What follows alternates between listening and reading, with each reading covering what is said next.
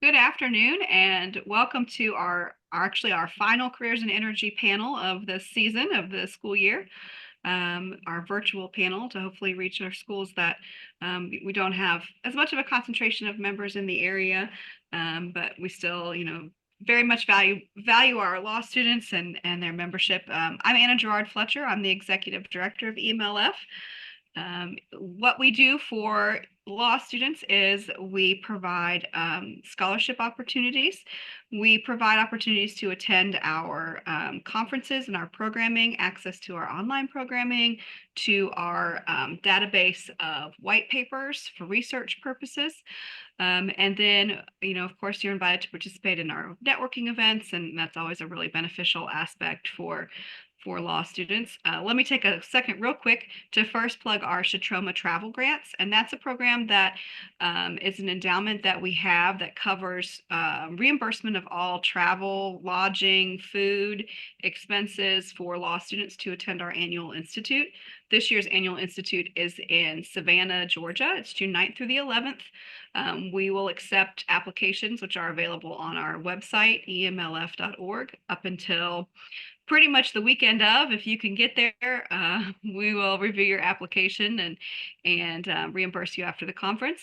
It's a very good opportunity for law students to get a little focused education in kind of the hot topics in the energy area, as well as an invaluable time to meet face to face with the people who are making the decisions on hiring and bring you the connections that will help you find your next steps after law school and beyond. So I really highly encourage you to attend. It really is pretty much a cover to cover reimbursement. We try to cover as much as we possibly can for students, but definitely travel, lodging at the hotel or a nearby hotel, incidentals, food. We pay for all your food, so I can highly recommend it, especially Savannah. Looks like there's a lot of good opportunities for eating. And then we also do academic scholarships, which our application for that is available on the website as well. We did have a deadline for that of April the 5th, but since we're doing this panel after that deadline, we will go ahead and extend it for anybody who's watching this to April the 26th, which at this point is next Friday. It's a pretty straightforward application. Just some historical information about you, as well as a very short, like 1-page statement about your interest in the industry, and then also you do need 2 letters of recommendation. So if you can get that in by next week, we'll be happy to review your application. We do provide, lots and lots of scholarship assistance to students every year.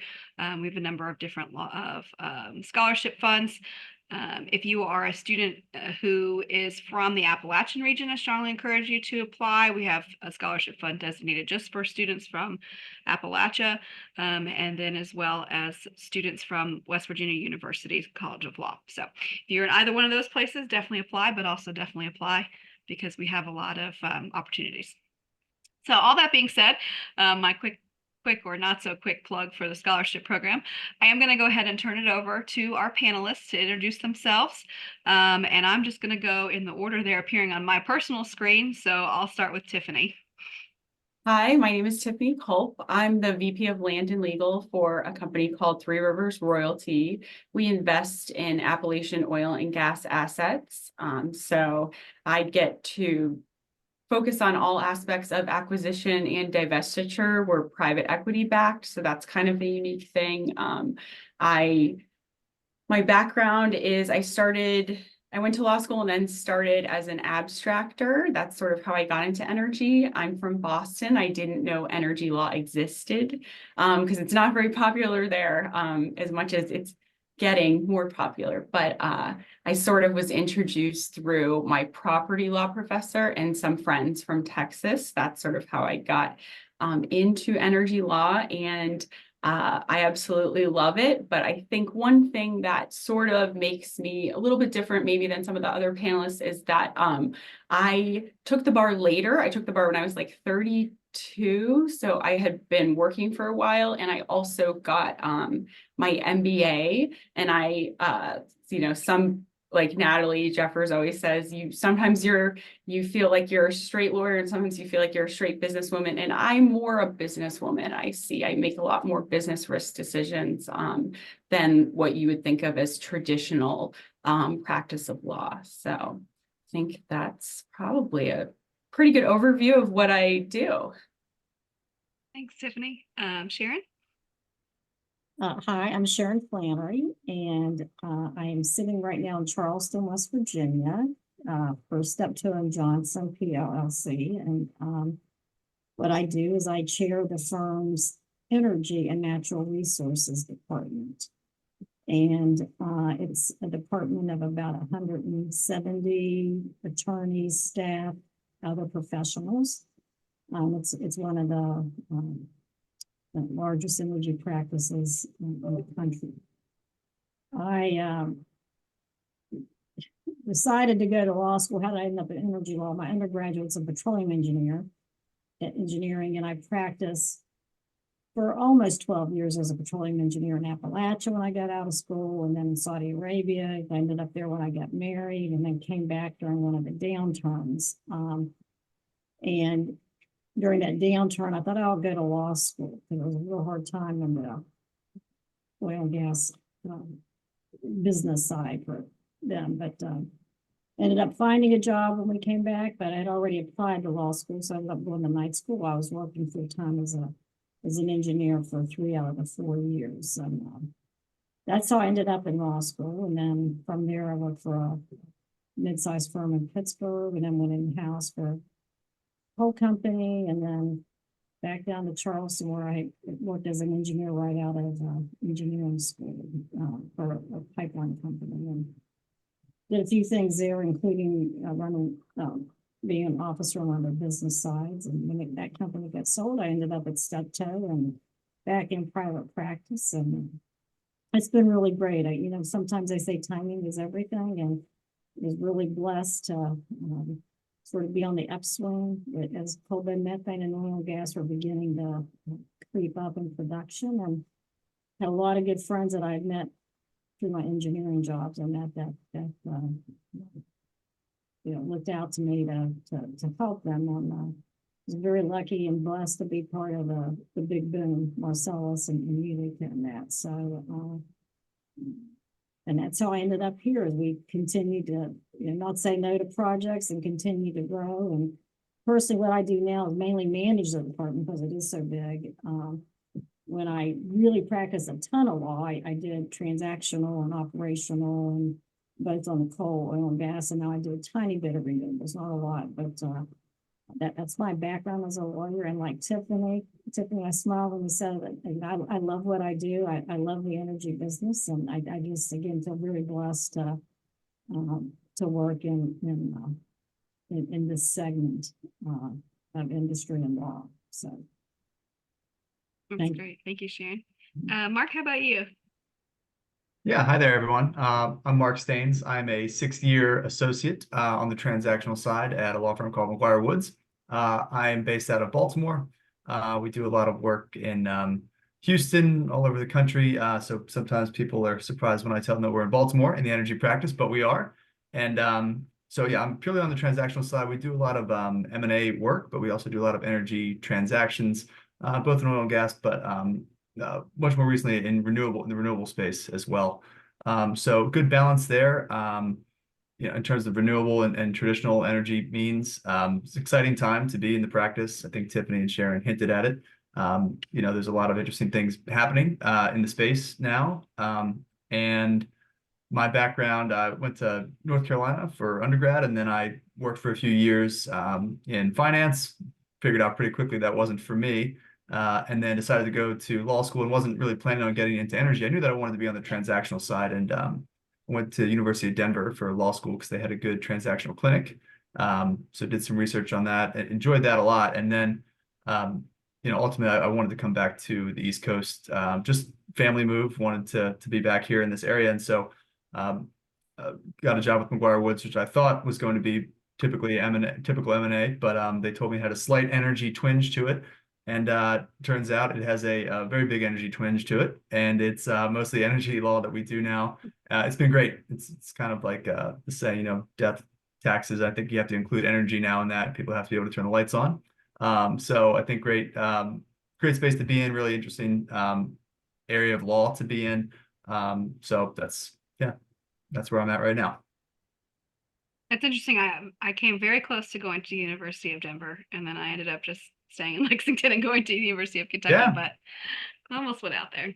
Yeah, Tim, how about you? Yeah, good afternoon, everyone. Tim Hagerty, or I guess hopefully it's afternoon for everybody here. If not, good morning. Tim Hagerty, I'm a partner at Frost Brown Todd in Louisville, Kentucky. I am an environmental lawyer by practice and training. This will be 30 years of practice for me this year.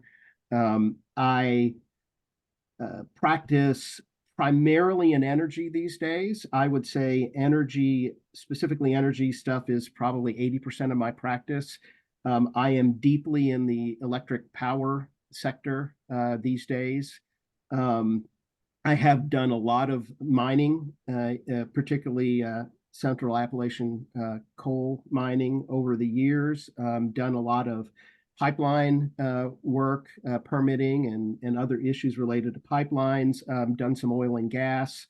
In the electric power area, I work on both generation siting and issues, as well as transmission line siting and construction, as well as issues related to waste, particularly coal combustion residuals, which is a huge issue. Shorthand for that is coal ash burn from the combustion of coal for generating electricity. So that has sort of been a huge part of my practice. I also do a variety of other things as an environmental lawyer, but energy has always been and seems to be an ever-growing part of my practice. How did I end up in energy is sort of interesting. I don't think I had any notion going into college or law school that I was going to do what I do. I had some exposure to some environmental issues in my undergraduate political science work, and in fact, wrote my undergrad senior thesis on a local waste decision-making process that occurred in my community, but went to law school basically to go to law school and wasn't sure exactly what I was going to do. Ended up becoming particularly interested in, wait for it, environmental or tax. A lot of people roll their eyes and laugh at me when I say that. I think that there's actually some logic there, because both environmental and tax are very, very regulatory. They're very much of a counseling type practice, and I think that is something that I find appealing. I enjoy working with clients, counseling them, helping them figure out solutions, how to get things done so they can advance their projects.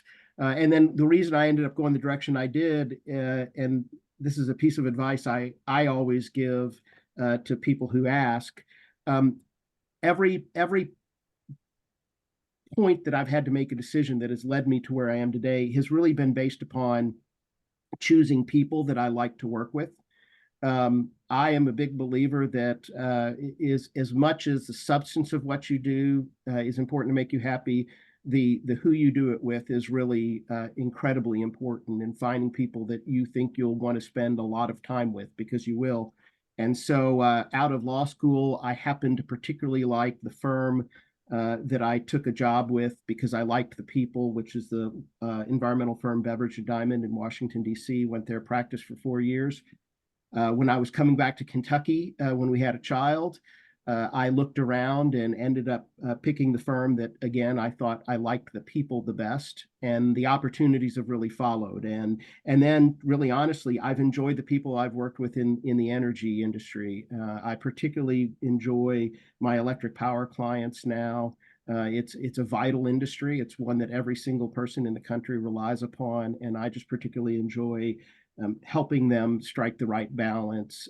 I particularly enjoy, one of my largest clients is a rural electric cooperative, generation and transmission, and I particularly like the mission of the rural electric cooperatives, who are nonprofits who are basically designed to serve the poorer parts of the country, and I like that mission. So could I have been a tax lawyer today and be on a careers in tax law? Probably, if I had liked the people in that area better. But I chose based on people, and I very much enjoyed the practice that I've had. I think that makes sense. I do think there's a lot of similarities between environmental and tax. I'll never admit this, but I've never admitted this, but when I studied tax for the bar, I thought, I really wish I'd taken this class. Yeah. Oh no, I this is took- being recorded. I took 5 tax classes in law school, just to put it out there. I think it's kind of interesting, and I'll include myself in this too, because my bachelor's is in theater administration, that we all kind of wandered to end up where we are now. And I think that's kind of an interesting point. I think a lot of law students think they gotta come out of law school, pick a career, and just stick with it. So let me ask, Tiffany, could you kind of talk about the different places you've gone and kind of what your decision making and in moving from place to place? Sure. So my undergrad is also useless for what I do. It's in biological sciences, and I intended to go into patents originally. If you guys are familiar with patent law, you have to have a technical background in order to do that. And it was something that interested me. And I did my first summer as an associate at the General Electric patent department, which was a great experience, but ultimately not a good fit for me. And so I kind of looked around and, did some time at a mid-sized firm, a summer mid-sized firm, had a couple other internships, and then ultimately ended up clerking for a judge, which I'm sure other people on this panel have done, which is a wonderful experience. I would highly recommend that to any level. Is lovely. You make a lot of great connections. You learn a ton. You basically have a mentor who's a judge who can kind of like help you with all different aspects. And then I think a couple of people have said, timing is everything. And I graduated law school in 2009, right after the banks had collapsed. And I was like, oh, I guess I'm not going to go into finance. The industry that was booming was energy. And so sort of like what Sharon said, like I said yes to projects, to things that maybe I didn't originally think would fit in, would be a great fit for me. But I ended up exactly what Tim said, following people that I enjoyed working for. And energy is so dynamic that sometimes you work for people, and that same person might work for you the next year. It's a very small industry, and we're very like congenial in that way, where you could do a project for someone else where they tell you what to do, and the next year you hire them, that type of thing. So I've had a lot of flip-flops like that throughout my career. I've worked at sort of like for myself, and then I worked at some larger operators in-house, and then ultimately the guys that I work for now are investment bankers who were clients when I worked in-house, essentially. And I have always enjoyed working with them. I've kept in touch with them for about 10 years, and they basically created a position where I could do a lot of the things that I enjoyed, and could also work with people that I had known in my other positions, and kind of keep the best of both worlds. So I think that's sort of how I got here. I would say that like it's not always like M&A and energy isn't always like the most glamorous thing. Like sometimes you're doing some of the grunt work, and that's fine with me if I get to work with the people that I enjoy working with, like Tim said. Yeah, absolutely. I think you're right. It's such a small group of people who are doing this that you really run into the same people over and over. And that's one of the great things about attending EMLF events is that you get to make those connections with the people that you're going to run into over and over again throughout your career. Was that like a very like subtle plug for the Annual Institute? Mark, let me ask you kind of what does your day-to-day look like when you get to the office? What are you doing? What are you primarily working on? Sure. Yeah, it depends on what projects we're working on. I mean, it's, depending at any given time, you could have a couple of projects that could mean, a power purchase agreement, for example, negotiating one of those either on as a buyer or as a seller developer, or it could be, working on a transaction where we're, acquiring an asset or a particular business. So it really depends. It's pretty varied in the practice that I work with. And it changes too, right? When you're a young associate, right, you might be working on reviewing documents in a data room and developing disclosure schedules, right, to a purchase agreement. Move up a little bit in kind of that mid-level associate role, you might be working on revising the purchase agreement itself and working on negotiations and preparing issues lists of things that you see as you go through kind of that issue spotting, that you're doing in law school, right, when you're working through prompts. So it changes kind of as I've gotten 6 years kind of like mid-level-ish, senior-ish level, and for law firms, I guess. So now I typically will get in the office around 8 o'clock or so.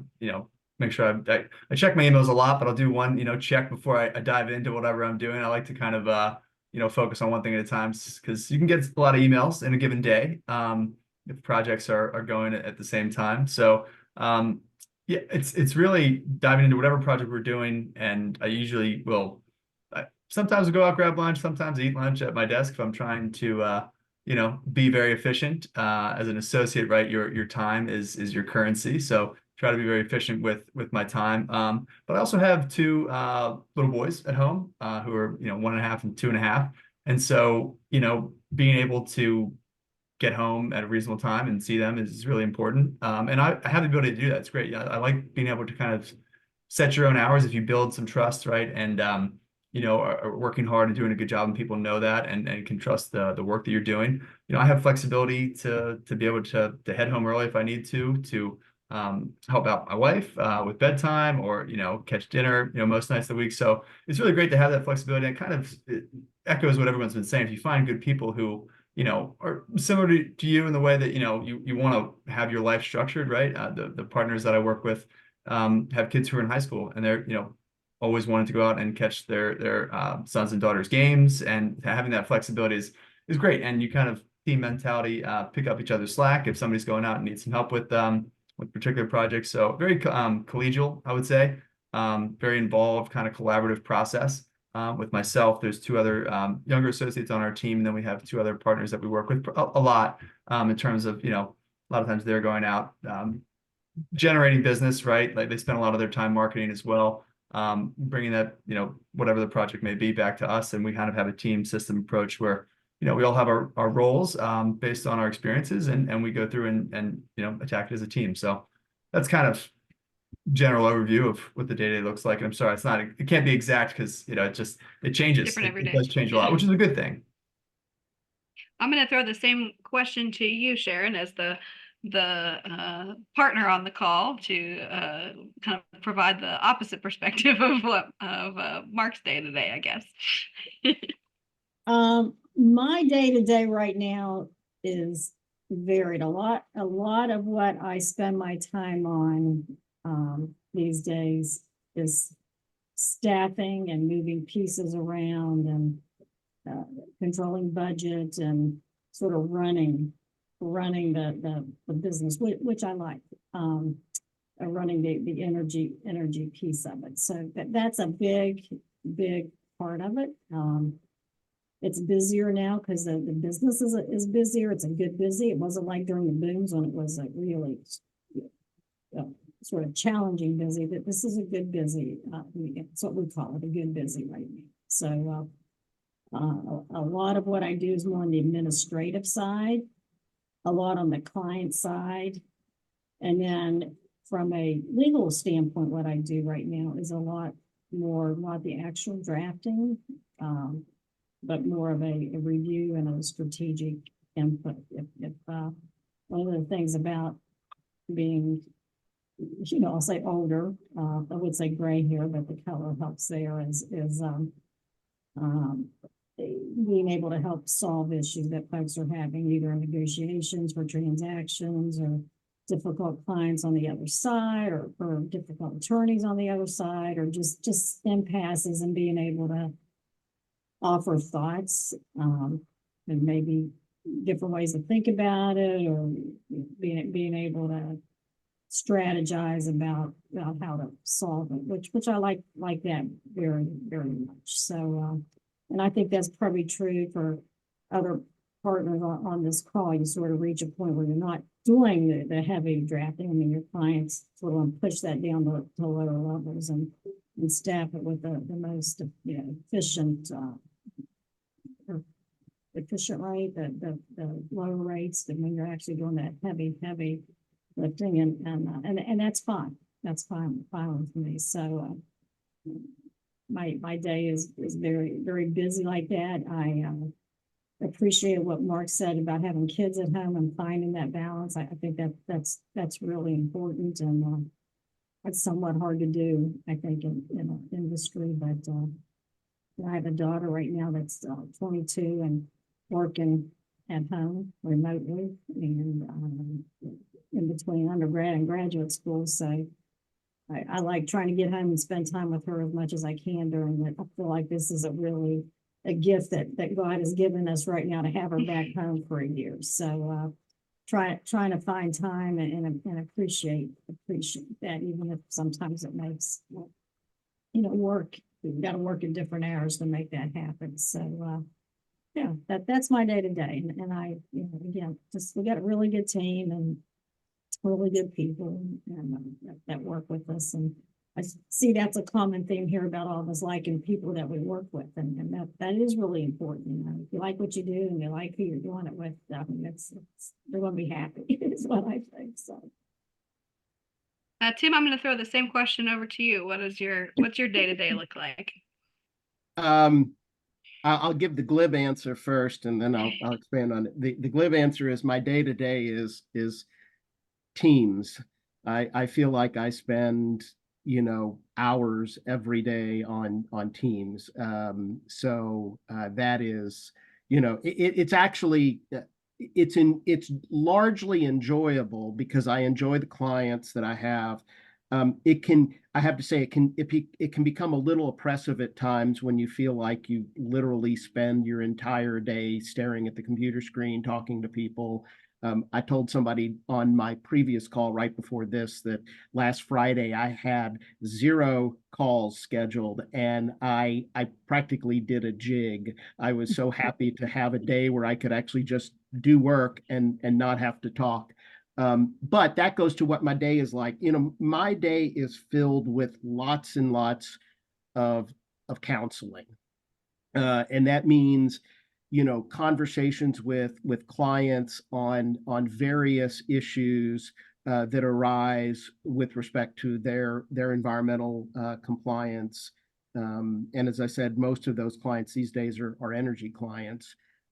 So it's every day is different, but every day is the same in which there's typically a lot of calls, a lot of just working through issues, discussing them, identifying what follow-up issues we need to chase down, and then trying to find time to chase down those follow-up issues. That's one of the hardest things, which is when you spend so much time talking about the issues with the clients, you need to try to find time to actually then find the answers that you didn't have off the top of your head, and then put them together in whatever form is best for the client. And sometimes they just want to call back, sometimes they want a quick email, sometimes they want a memorandum.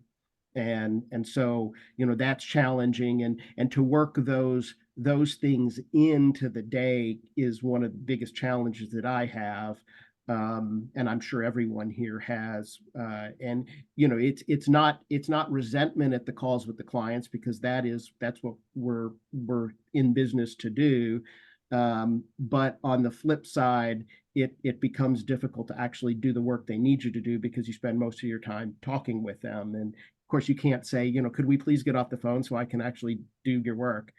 But I enjoy it. And then, other things, I do when I have time to work on other things. In addition to doing, one of the fun things about being an environmental lawyer is our practice, like a number of others, really spans a lot of practice areas. In my firm, we are housed within the litigation department, but I always tell people we're a poor fit because we do lots and lots of regulatory counseling, which is neither litigation nor corporate. It's regulatory. But then we also do a lot of transactional deal support. So I will be working with our real estate and corporate lawyers. That's a weekly basis where I will be working on either a big deal that has a lot of issues and that we have to work through. If a company is being sold or acquired, or property is, to evaluate what the environmental issues are. And I really enjoy that transactional work. And then we also litigate. So some days I'll be busy working on litigation because we will litigate over permit appeals, permit challenges, enforcement actions, citizen suits. We get all those kinds of things. So it's interesting. There is really no day that is the same as any other, though I would say the common theme in all of them is teams. As an extreme extrovert who mostly works with people who are not in her city, I love teams. Well, and let me just say, teams has been a real, I will say, I know it's a blessing and a curse, particularly since the pandemic, but to me, the explosion of the use of teams has really been a blessing on a relationship level with clients, because there is something more tangible about actually being able to see people. It used to be sitting in your office with your usually with your speakerphone on if you're going to be on the call for an hour or two and you don't want to hold the receiver to your head. But it was all, disembodied voices, more difficult to hear and see, and you don't even have the benefit of the visual clues that you get. And so Teams has really been great. I feel like I've gotten to know my clients better since the pandemic with the explosion of the use of Teams, because of the face-to-face interaction, which just, I think, leads not only to more productive client business discussions, it also leads to more productive personal interactions. So I've gotten to know my clients better. And I don't know why that is, that seeing somebody's face connects you better, even though you're not in the same room, often hundreds of miles away, but it does. So it is, as much as I complain about it, it's also been a great, I think, a great aid to my enjoying my clients better. Mm-hmm. That makes sense. Well, Tiffany, as the resident in-house person, I'm going to throw the day-to-day question to you. Oh, it varies completely, like everyone said. It's a lot of one thing, I guess. I mean, I look at transactional documents, I draft things, I give advice, I evaluate deals, I find new areas or I do a little bit of that type of thing, like research. And then one thing that I think people haven't really mentioned that I'll kind of talk on that does take up a significant amount of my time is like innovating and making sure that we aren't left behind with technology, with like AI. Is there a better way to do things? Should we be using, some kind of like title mill or title software or something like that? Evaluating those costs from a business perspective and making sure that, like since our time is valuable, is there some way that we can do the same stuff faster, quicker, more efficiently? And I think that's become a lot more of my job, as I think I've been here 5 years, like incrementally grows significantly every single year. And I mean, we always hear, I know EMLF did a great panel on the ethics of AI and stuff, but it's something that I'm looking at all the time. There's different thoughts of it. I don't necessarily think it's a great standard of care for the legal aspect, but sometimes for, transactional or some business, it might be okay to use a little bit. So that's something that is new, that's kind of crept into my day to day. I'm always looking at different like engineering software with AI title software. We use Salesforce, like that's something that, you know, we finally have gotten into. It's taken away a lot of the reporting that I used to have to do. A lot of stuff that I can provide to like my clients or our investors. I use AI for that. So, you know, but I would say that I see that probably creeping into almost something that I do consistently every day more and more. Second plug for Salesforce. It's changed everything for us. So let me ask you kind of, this is maybe a little sadder question, but you know, the legal industry tends to struggle with particularly anxiety and other mental health issues. Do you have any strategies that you use for self-care or to kind of make sure you're checking in with your own mental health, particularly in really busy times? And I'm going to give everybody like a second to think about it, and I'm just going to ramble a little bit, and then I'm going to throw it to Sharon. That's a really important question, I think. One of the observations, I think that I don't know if it's empirical or what, but it just seems like coming out of COVID, it seems like there's a lot more challenges with respect to stress and anxiety and issues with folks, or maybe, I don't know that COVID caused it, or it would have happened anyway, but it just seems like there are challenges like that are on the rise. And I think one, with respect to people you work with, you know, to be mindful of changes and be mindful if you can suggest to folks. And I'm sure most of the companies, if not all of them, have EAP and other type of assistance, and you know, to encourage folks to use the resources that are out there, and that it's okay to use the resources, that it's you know, a challenge like any other challenge you may have. So I think again, to be observant of folks you work with that you care about, not just observant, that you care about. If you notice that, you know, they seem to be struggling, or can you help them, to be kind and ask them if they need help. And if they don't want to talk to you, you'll refer them to your HR staff or whomever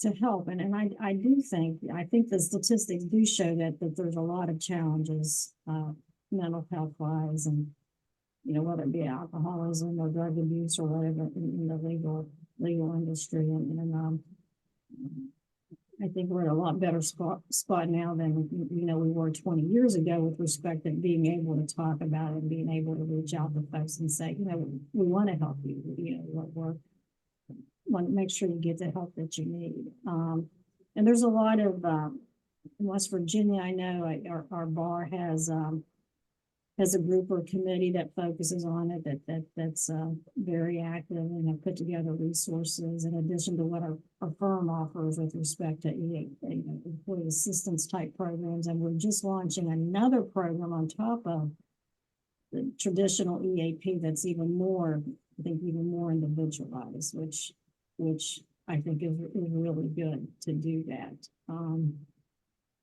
You know, personally, I've gotten better at it as I've gotten older, about trying to get a little bit more balance, and it's hard. I think it's harder today too, with, you know, like your phones are constantly on, you're constantly getting emails. It's just, you really have to try to have downtime. And I was not real good at it for many years, but I've gotten better. Just trying to have downtime, especially on the weekends if I don't have, you know, something big going on, to try to ignore the emails and say it's okay if you don't answer right. You know, some things can just wait until the next week, and that's not how we're all built. But you gotta sort of train yourself to do. And, you know, other things, just by even trying to just meditate for 5 to 10 minutes a day to start out your day, to just sort of, you know, it's going to be okay. So there's, I think, a lot more help. I think there's a lot more issues, but there's a lot more help and a lot more people that are aware of it, and a lot more avenues to go. And I'm sorry that was rambling, but I think that's a very timely question. Yes. Yeah, I think you made a good point about the resources that are available, that are out there, are always increasing, and it being important to use them. I think a lot of people feel like there's a stigma around it, and particularly in our profession, but there's lots of opportunities to get help. Tim, I'm going to ask you the same question. Yeah, and Sharon's response was excellent, and so Sharon covered a lot of things that I would have said. So I echo and endorse what Sharon just said. I will make a few additional comments or you know, amplifications or additions to what Sharon said.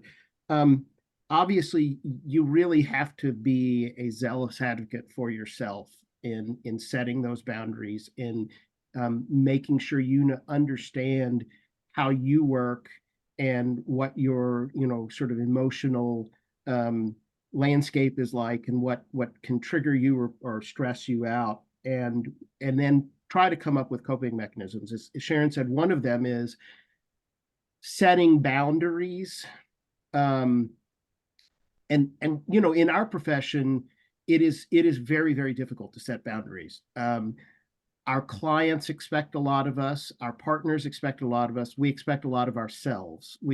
And one of the biggest things is, at least in private practice, we're all terrified of being the person who draws the line, and then the client or the partner or the colleague goes to somebody else and we miss out. And then it's the end of our career and it's all over, and, you know, it's disaster. I think that's what a lot of us do. So somebody says, you know, please stay up all night and do this thing for me. And we tend to not say, wait a minute, do you actually need it by tomorrow morning or whatever, you know? So first is being a zealous advocate for yourself. I will say that is an easier thing for people like Sharon and me to do than it is for younger lawyers, because we have been around a lot longer. We have more political capital within our firms. We have more ability to push back. And so I acknowledge that it is a lot more difficult for younger lawyers to do, because younger lawyers don't want to show weakness. They don't want to show that they're not a team player, that they're not reliable. You pick your adjective. So that leads me to my second point, which is, I think it's not only important for every single one of us to learn what we need to do to manage our own mental health, but it's also, in my view, important for us to be very transparent about that and to show your vulnerability, because it's important for our colleagues to know, oh, I'm not the only person. I'm not alone in this. There are others who are struggling with this, who, one, have succeeded. So there is a path for me to still succeed, even though I'm having these emotional challenges. And two, there are people that I can talk to who are not going to judge me. So I'll give a good example, and here I'll do what I'm saying, but I do this as a firm all the time. I am a very high anxiety person. Anna knows that well enough from the time we have spent together when I was president of EMLF, and anyone who worked with me knows it. I take Zoloft, and I regularly tell people I take Zoloft, because without it, I function perfectly fine, but the low grade anxiety, which is really not low grade, that permeates my life, just makes me unhappy all the time, feeling anxious about getting things done. You know, am I gonna, you know, I like to remind myself, you know, you've been doing this for 30 years and so far it has not come crashing down on you. So, but in every moment I can say, when I've got something big to do, I'm thinking, oh my gosh, I don't know how I'm going to get this done. And if I don't get this done in time, it's going to be terrible, and the client's going to be unhappy, and it's going to be the end of my career. That's the dialogue that goes on inside. And so what I've found is that Zoloft helps me keep perspective. And it helps me recognize sort of that this is all manageable. It has not hurt my productivity. It has not hurt anything for me in my practice of law. But what does is it makes me happier. It makes me be able to let go. And so I think it's really important for people, particularly partners in law firms and other settings, and senior lawyers in non-law firm settings, to share what their own experiences are so that other lawyers, particularly young lawyers, know it's okay to say, yeah, I really, really grapple with anxiety or whatever the issue is that you have. And to know, because the more we normalize it, I mean, I know this is cliche and a billion people said it, but I'm going to say it. You know, there seems to be no problem in our society to say, I have a heart condition and I take a drug to treat it. But if our brain chemistry is fighting against us, somehow that's viewed as a weakness. And it shouldn't be, because it's no different than a heart problem. And so I just say it's really important to not just address and take care of your own problems, but to be honest with others, because I think then they're going to know that they can come to you. And that's what I try to do. I try to, let the associates that I work with know, hey, look, if you're having problems, if you're struggling, whatever, come to me, and I will work through this with you, and I will be I will keep your confidences as much as you want me to, but I will also do whatever you want me to do to try to help you address this and get yourself to a point where you can, balance what is a very, very demanding and difficult job, but also one that can be really exciting and fun and rewarding. Absolutely. Yeah. I'm going to throw that same question to Mark. Yeah, all great points by Sharon and Tim. I mean, certainly true. I mean, it's a high stress job. If you're gonna be at a law firm or large firm, small firm, you're gonna have people asking things of you, and that's been touched on for sure. And there's certainly a culture of, as an associate, right? Just from associate perspective. I mean, you want to be someone who always says yes, right? These things are encouraged in law firms because it's about productivity, right? So totally resonated with what both of you said, resonated with me. It's like, yeah, that's true, right? You want to be somebody that people can count on, but you have to know yourself, and you have to know a little bit going into it that this is a high pressure job. And so what can you do? And I think, your original question was about, what are some of the things you can do to kind of manage that and take care of your mental health? And so everyone's going to be different. I think for me, it's some of the same things that I started doing, in law school, studying for the bar. They tell you, go outside, exercise. Like, I like, if I can, right? Like I'll try to get like a morning workout, or just run, or just go outside just a little bit, right? Because I've found for me personally that helps my mood. Actually, I'm more productive. I'm happier throughout the day. And that's a little thing that I can do that, just makes me feel better, right? I enjoy work more. I'm probably nicer to the people around me more, right? But I can get outside a little bit and get some exercise. But there's, that's just one example of many things you can do. Like, that works for me. And you also need, I think, to talk to the people in your family, your friends, because the jobs can be difficult on you, but it can also be difficult on your family, right? And so leaning on the people that are around you and making sure, like, hey, like, if I have, for example, like a big project that comes in on like a Friday night, for example, right? Sometimes that happens. It's not all the time, but sometimes it happens. And so, talking to my wife and say, look, yeah, this, like, I think I'm gonna have to do this on Saturday or Sunday, like, talking about it, making it clear, and communicating those things so that it's not that, kind of build up and then, let down when I thought, we were going to be able to go do this thing that was fun that we were planning on doing. So, sometimes that stuff just happens. But it's being able to communicate to people around you, taking care of yourself, whatever little things you can do, if that's working, to kind of help manage the stress. Because every job is going to have stress. This one, I think, is uniquely tailored to have a good amount of stress in it, given the deadlines, right? Given the pressure to succeed and excel. And I think law, to some extent, attracts people that want to excel, right? And so there's that aspect of it too, where a lot of us are just kind of geared to, try to go and do as much as you can. So know yourself, take care of yourself, and also be willing to ask for help. Tim and Sharon both said it, but it almost echoes what we were talking about at the beginning. If you work with people that are good folks who have your best interests at heart, for me as an associate, like, if you have a couple months where you're billing over 200 hours a month, right? Like, that's a lot of hours, and that wears on you. And so being able to talk to the people that you're working with or for, who are giving you that work, and saying, hey, look, like, I know we've been busy. Do you see any, let up here in the near future? It's getting tough, with the family, whatever it is, right? Being able to explain and clearly communicate. You can't feel bad about that. because ultimately it's not good for the firm if you burn out, if you're not doing well, if your mental health is not good, right? It's not good for anybody. And it's getting comfortable with being okay with that, and being able to communicate that, I think is really important. And it's something that I think a lot of firms, and Tim and Jen, you guys have both mentioned, it's something firms are doing more now. I think is trying to let people know, hey, it's okay to tell us this, and we want you to, right? We want you to be happy and healthy, and we want you to succeed, because ultimately you'll be a better person and a better lawyer and better whatever you're doing if you are doing well mentally and taking care of your mental well-being. That's a good point. Yeah. Tiffany? I think, all great points. I will say in-house is great for most of the time, a good balance, because I think that was the first thing I learned when I worked for General Electric was if you get something on a Friday afternoon, you can punt it to outside counsel. You don't have to worry about it if you're driving to the beach or something. That being said, some of my most exciting projects or things that have come up when I'm going to Italy or going to have no cell phone service, things like that. And so sometimes you want to be part of things that you've already made commitments and stuff like that.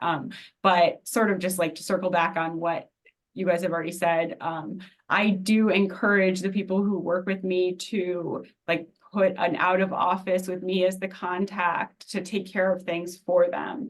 If they do go on vacation, that's sort of how I get a break. I, like to go outside, and I bring my dog to work, who makes me go outside because sometimes I won't. So if you have options like that, whatever works for you. But I do think that for most people, when they go on vacation, they need to be left alone unless something's on fire. And I encourage that the people who work for me, and I, tell them to put in, punt all your stuff to me while you're gone. We'll deal with it, so that you do really get to recharge, even if it's just a long weekend or something like that. That's a great point. Use your out of office message.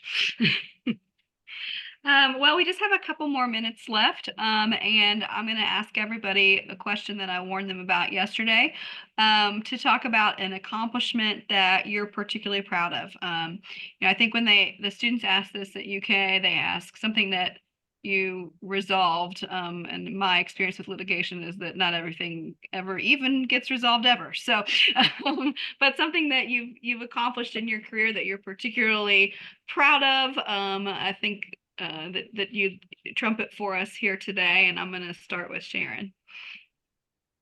I think I've mentioned the department right now that we have at Steptoe, and I'm really proud of sort of building. They had an established energy practice. Of help being part of that helped build the practice to what it is, and it's a great team of people, and it's been a lot of fun.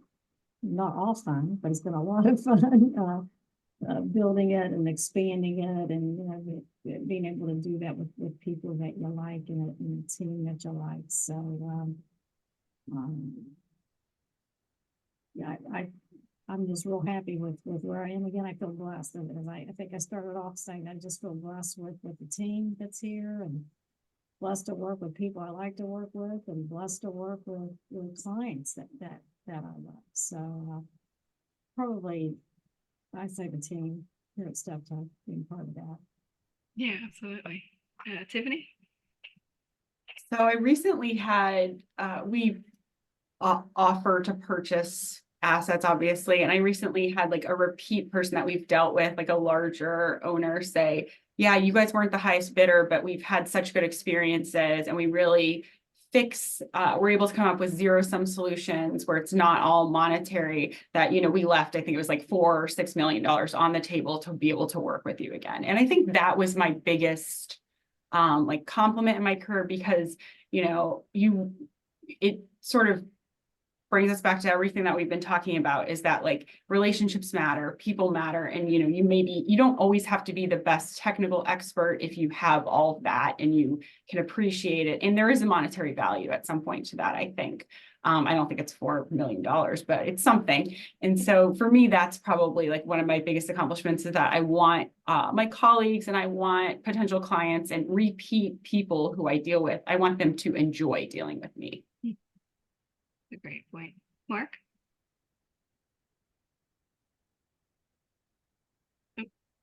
Mark, how about you?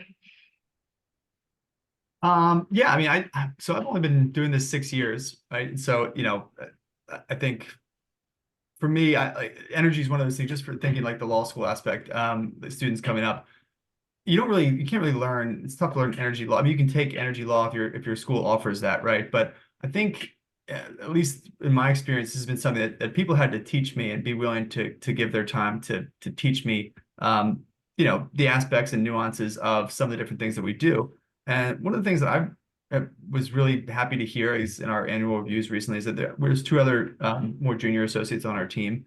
And so we spent a ton of time together. It's a very collaborative environment, but kind of being able to take what, the partners and folks that I worked with had taught me and then be able to teach that to them and spend time with them, making sure that they're coming along. They told me during their reviews that they were just very appreciative and very happy, like to have that time and to learn, kind of pass down that knowledge.